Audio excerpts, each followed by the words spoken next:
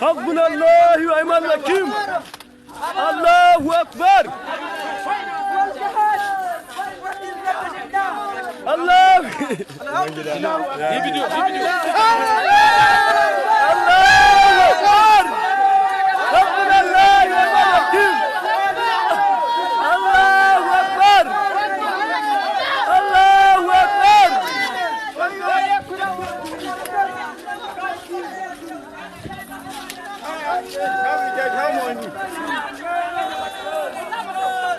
Kuza mata wuta, kuza mata wuta. Adanna mata wuta.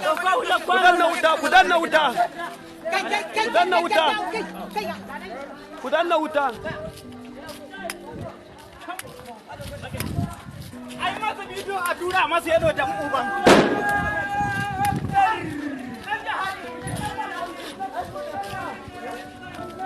Allahu akbar.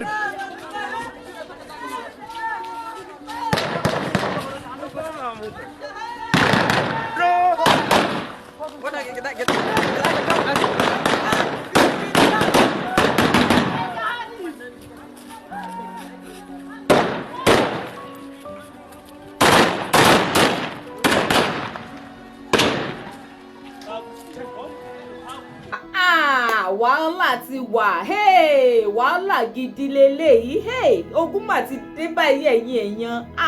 Ṣé ẹ ti gbọ́ pé àwọn bandits tún ti dìmáàdì fún owó tó ju bọ́jẹ́ẹ̀tì Nàìjíríà lọ fún 2024 yìí?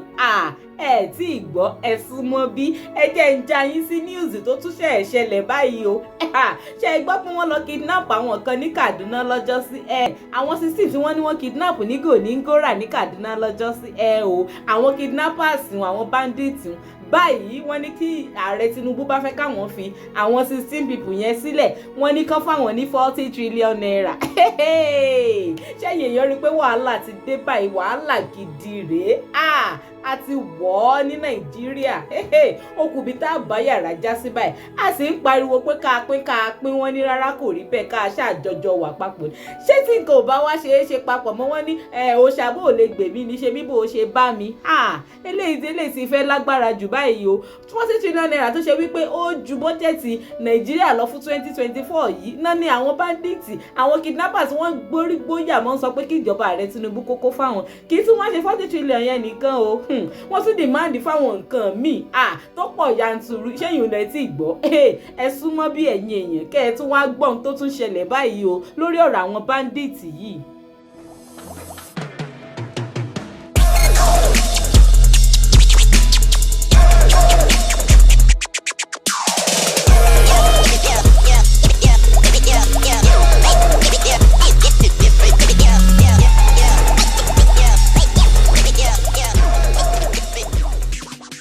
Naija television lẹ tún já sí o. Ẹ̀yin tí ẹ ṣẹ̀ ń wò mí fún ìgbà àkọ́kọ́, ẹ máa subscribe kẹ́ ẹ máa follow wa ní gbogbo channels o. Ẹ like fídíò wa, ẹ drop opinion yín sí comment kẹ̀dẹ̀. Ẹ máa share fídíò yìí kiri o torí eléyìí tó délẹ̀ gbogbo wa mọ̀ la nídìí láti mójútó.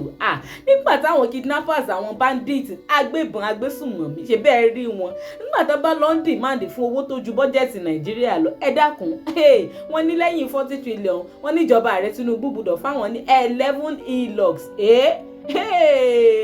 Ọlọ́run, ọ̀rẹ́ ó ti wá dojú kàásì nǹkan báyìí. Wọ́n ní 11 e-logs làwọn ó gbà lọ́wọ́ ààrẹ Tinubu. Wọ́n ní lẹ́yìn táwọn bá tún gba 11 e-logs, wọ́n láwọn ó gba ọ̀kadà tó 150. Ẹ̀yin náà sọ pé ẹ̀yin èèyàn, àní lórí ọ̀rọ̀ àwọn bandits yìí, ogun gidi ní ń bọ̀ báyìí o. Ogun gidi ní ń bọ̀. Ṣé kò tí wá tásìkò báyìí kí ìjọba wá nǹkan ṣe sí kínní? Nígbà tán bá gbàdúrà àwọn ọ̀kadà àdúrú e-logs báyìí, ẹ dákun kí náà fẹ́ fi ṣe? Indirectly wọ́n sọ fún ìjọba ààrẹ Tinubu kó tún rú àwọn lágbára sí láti lè mọ jí àwọn èèyàn gbé, láti mọ kidnap àwọn èèyàn káàkiri, àbí bẹ́ẹ̀ kọ́? Kí wá ló fún wọn ní ìgboyà? Mọ tó fún wọn ní ìgboyà, ẹ jẹ́ ń sọ̀dí fún yín. Nítorí wípé wọ́n ti ń san àwọn owó yìí fún wọn tipẹ́tipẹ́. Nígbà tó ti bẹ̀rẹ̀ láti kékeré, tó ti bẹ̀rẹ̀ sí tí kidnapping yìí kọ́kọ́ bẹ̀rẹ̀, ìgbà tó ti lè ṣe pé wọ́n fún wọn ní iye tó bá ti demand fún 1 million naira, wọ́n gbélé wọn lọ́wọ́ torí pé kán lè fà àwọn èèyàn sílẹ̀. wọ́n bá ti demand 2 million naira wọ́n gbé wọn lé wọn lọ́wọ́ òun ló sún wa débi tá a dé dúró yìí báyìí o tó fi lè ní ìgboyà táwọn bandit ń fi lè gbórí gbóyà láti máa sọ pé kíjọba fáwọn ní 40 trillion naira kán máa fáwọn ní Hilux 11 kán máa fáwọn lọ́kadà 150 lórílẹ̀‐èdè Nàìjíríà níbo là ń lọ níbo là ń kọjú sí olóyè Sunday Igboho ń tẹnumọ́ wọn ń ké tọ̀tọ̀tọ̀ fáwọn ọmọ Yorùbá àní rárá kò rí bẹ́ẹ̀ Nàìjíríà yìí ṣáà ní afẹ́wọ̀ pòdì Nàìjíríà ṣé dandan ní ká jọjọ wà ní tó o ṣàgbọ́ ò lè gbè ṣe bí bó ṣe bá mi ní Yorùbá mọ̀ sọ ogun dé àwọn bandit yìí kí lè ròǹgbà wọn kí lè ròǹgbà àwọn tó ń sponsor àwọn bandit yìí kí lè ròǹgbà àwọn gangan fún orílẹ̀-èdè Nàìjíríà yìí ṣé wọ́n fẹ́ ká ṣe wọ́n fẹ́ run Nàìjíríà débi pé kò wá ní sí nǹkan kan mọ́ at the end of the day wọ́n wà láàfẹ́ pínyà nígbà tá a bá wá pínyà kò wá ní sí nǹkan kan lẹ̀ mọ́ fún àwa ọmọ Yorùbá láti sọ pé títí wà lélẹ̀ ẹ̀yin èèyàn ẹ mọ̀ jí ají ìjọba rẹ Tinubu